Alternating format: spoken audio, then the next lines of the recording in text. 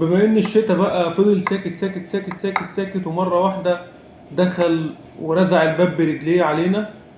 خلي بالنا واحنا ماشيين على الطريق، عشان انا امبارح كنت ماشي على الدائري ومره واحده راحت المطره مطرت جامد. طبعا كل الناس ما كانتش واخده بالها وكله كان بيجري وبتاع، والمطره راحت فاجئت كل الناس مره واحده فجاه. 3 عربيات نقل جنب بعض، يعني ورا بعض جنبي. التلاتة خبطوا في بعض، انا ما اعرفش. انا فجأة لقيت واحدة بتلف وواحدة خبطت في السور وواحدة دخلت في واحدة. اللي هو يعني عصبي ثابت من اللي حصل. طبعا ده وارد بيحصل على كل الطرق، ما دام حصل على الدائرية كده يحصل على مصر اسكندرية الصحراوي المحور.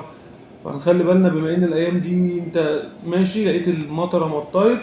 طبعا الارض كلها بتبقى اكنك ماشي على صابون زحلقه.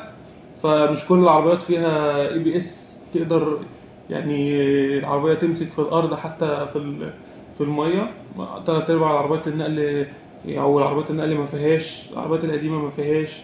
اي حد بيجري حتى لو عنده اي بي اس العربيه برده مش هتلم نفسها. هيدوس فرامل العربيه هتتزحلق يمين شمال هتلف كده كده كده.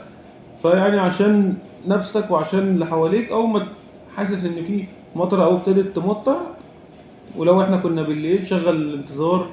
حاول تبين العربيه كده عشان اللي جاي وراك يبقى شايف ان العربيه ماشيه، عشان طبعا النور عنده بيبقى مفيش بقى لانه الازاز كله بيبقى ميه.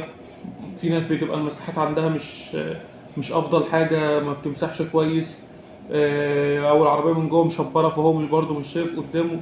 فانت تعمل ايه؟ تامن نفسك، تشغل الانتظار. تقلل السرعه على قد ما تقدر، تخف شويه كده، تحاول تتجنب الطريق. لو شايف عربيات نقل حواليك بتاع ابعد عنها، عشان هم يعني ما بيعتمدوش حتى في مطره ما فيهاش مطره يعني ما بيعملوش حساب ان اللي ماشيين حواليهم. فانت شغل الانتظار وامشي بعيد عنهم شويه لحد ما تعدي الحته الغرقانه دي، او المطره او المطره تقف ولا حاجه.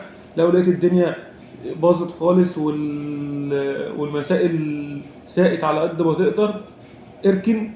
يعني استنى شويه لغايه اما المطره تخف، عشان طول ما انت ماشي والمطره شغاله مش انت بس اللي ماسك نفسك، كل اللي حواليك ممكن يكونوا مش مدركين صعوبة الموقف.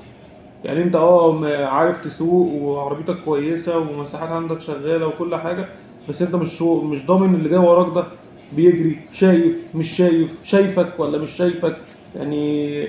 فعشان يعني ربنا يسترها معانا كده، نحاول نعدي اللي هو كده كده خلاص الشتاء يعني آخر أيامه.